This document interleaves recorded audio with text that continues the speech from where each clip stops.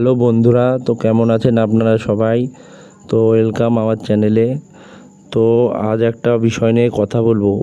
আপনারা অনেকেই কম বেশি জানেন যে এসএসসি জিডি রিক্রুটমেন্ট ভ্যাকান্সিগুলো ইতিমধ্যে ইনক্রিজ বাড়ানো হয়েছে, তবে অনেকে এর বিস্তারিত তথ্য এখনও জানেন না। এই ভিডিওতে আমি স্পষ্টভাবে ব্যাখ্যা করব নতুন ভ্যাকান্সি কত, আগের ভ্যাকান্সি কত ছিল এবং এর প্রভাবে আপনার সিলেকশনের ওপরে কিভাবে প্রভাব ফেলতে পারে, কাট আপ কত কম যাবে না বেশি, সম্পূর্ণ বিস্তারিত তথ্য এই ভিডিওতে আজ বলবো। তো আপনারা ভিডিওটি স্কিপ না করে দেখেন পুরোটা। তো চলুন দেখে নেওয়া যাক। তো এসএসসি জিডি 2025-এর ভ্যাকান্সির সংখ্যা সম্প্রতি বৃদ্ধি করা হয়েছে।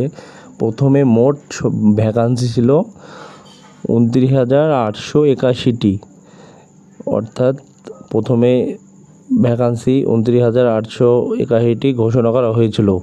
তারপরে এখন বেড়ে গিয়ে 53,690টি করা হয়েছে, অর্থাৎ অতিরিক্ত 14,209টি পদ সংযোগ করা হয়েছে। তো কী পোস্টে কী ভ্যাকান্সি বাড়ানো হয়েছে তো আপনারা দেখে নিন। সিআইএসএফে 16,571টি, বিএসএফে 16,371টি, আর সিআরপিএফে আপনাদের 14,360টি, আর আইটিবিপিতে 3,460টি, এসএসবিতে 902টি, আসাম রাইফেলে 1,860টি, আর এসএসএফে 132টি, আর এনসিবিতে 22টি। অর্থাৎ আপনাদের এই ভ্যাকান্সিগুলো বাড়ানো হয়েছে। টোটাল এখন ভ্যাকান্সি 53,690টি করে দেওয়া হয়েছে।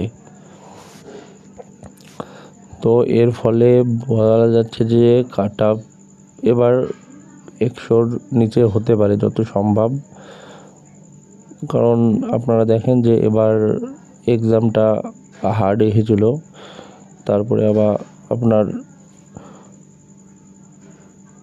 বলা যেতে পারে কাট আপ কম যাবে, 100-র নিচে যাওয়ার চান্স খুবই বেশি। তো আপনারা যদি বলেন তো আমি এই নিয়ে বিস্তারিত ভিডিও আপনাদেরকে বানিয়ে দেবো কাট আপের বিষয় নিয়ে, তো আপনারা কমেন্টে বলবেন। তো বন্ধুরা, এসএসসি জিডি 2025 ভ্যাকান্সি নিয়ে আজ এটাই ছিল আপডেট। যদি ভিডিওটি আপনাদের জন্য উপকারী হয়ে থাকে তাহলে অবশ্যই একটি লাইক দিন, কমেন্টে জানান আপনার স্কোর কেমন হয়েছে, আর এমন আরও আপডেট পেতে চাইলে চ্যানেলটি সাবস্ক্রাইব করে পাশে থেকে বেল আইকন প্রেস করে রাখুন। দেখা হবে পরের ভিডিওতে। জয় হিন্দ।